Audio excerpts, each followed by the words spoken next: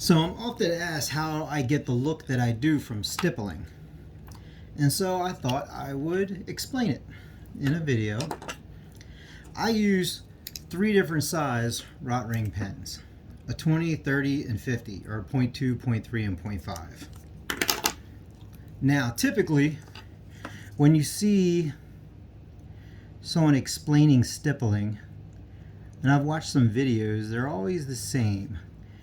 They'll say, start out heavy, like this, and then just go lighter,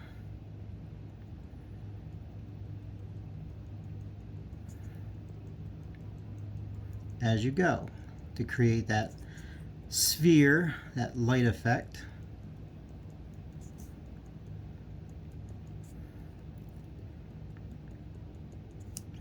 There's nothing wrong with this. I am only going to explain how I create values, not to say what's a better method or how people should do it, only how I do it, because I've been asked several times how I get the look in my stippling that I do. So this is what I see in most videos that are basics. And as I said, there's nothing wrong with that.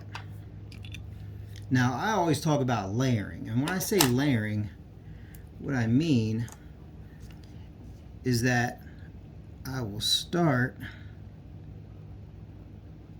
with my 20.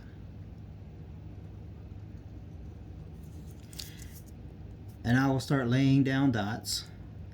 And I like a figure 8 pattern because it helps to keep me random. Because I have a tendency to start creating patterns. So if I'm going to create patterns, I might as well do a figure 8.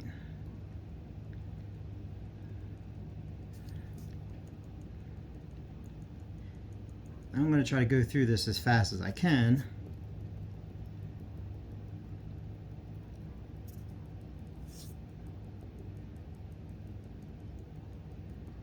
And I'm just using a piece of scrap paper.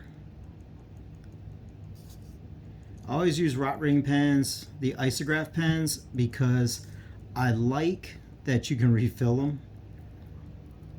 Microns have a slow flow. They're easy to control, but I burn through those things. And the rot ring isograph pen has a really fast flow, so you can move quickly without your tip drying out. It holds a lot of ink. A lot of times I can fill them and get through a large project without having to refill them again.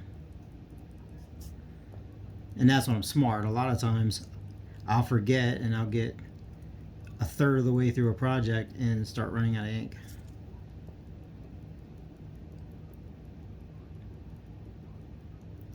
Now, one thing I do like microns for is the fact that they flow slow, and you can get some with very fine tips when I want to make very light dots.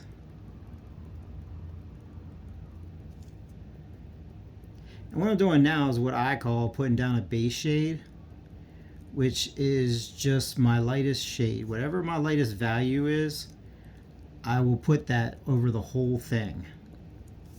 So that would be my lightest value. Then I'll switch to the 0.3. Gotta shake them sometimes, get the ink flowing. And then I'll go back through with the 0.3 and do the same thing.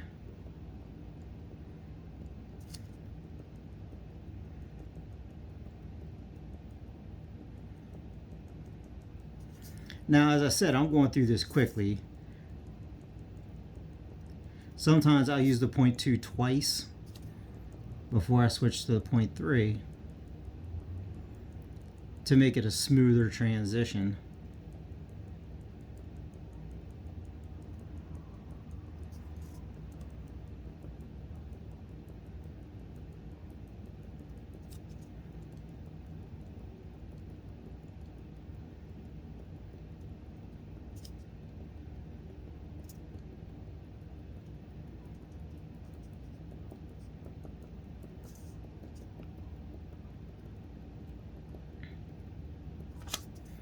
So this is not going to be perfect, but you'll get the point.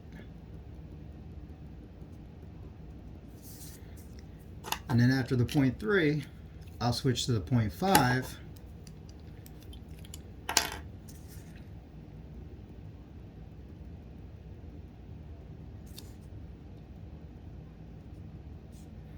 Which, as I said, I'm going through quickly. I would never go this fast. I would lay down probably 2 layers of each pen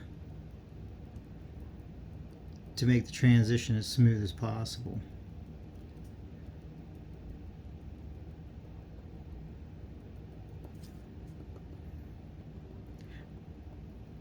But this is the fundamental of how I get the look that I do. And the fundamental of it is I just layer my dots. And I always just use these 3 same pens.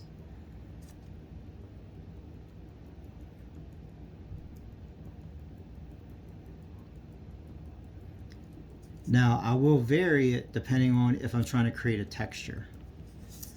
If you're trying to create a texture, you might want a rough texture and just go with the 50. Or you might want a really smooth texture and you'll stick with the 0.2.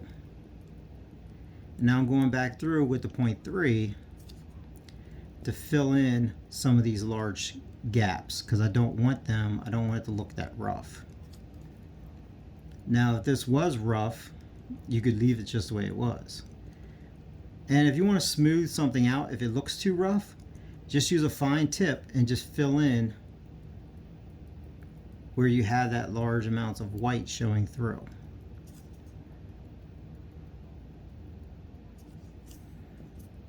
And if you don't have a smooth enough transition, same thing. Just go back to your finer tips and you can work on the transition more.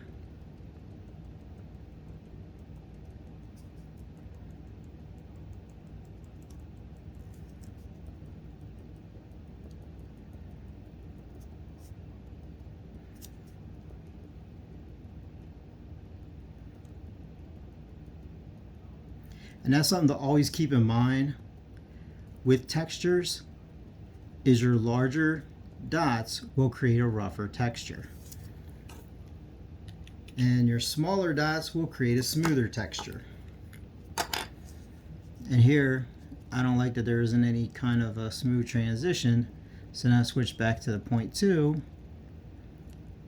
and the 0.2 will allow me to make that smooth transition that I want.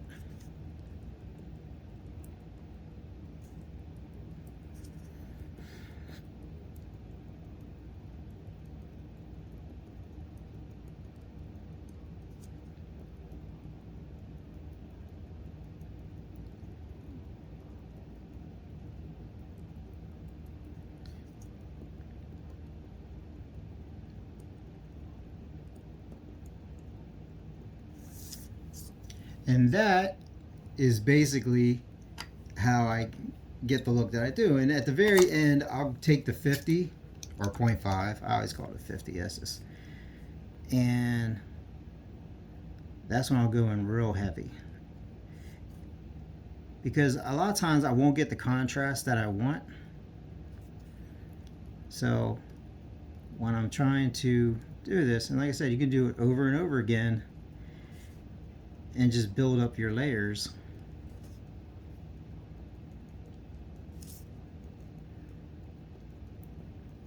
And that's how I get the look that I do when I'm stippling.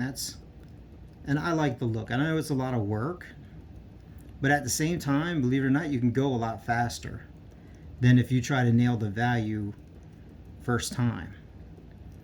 If you ever watch me work at regular speed, you'll see that I go through this really fast. And I can do that by layering. And I like how that looks.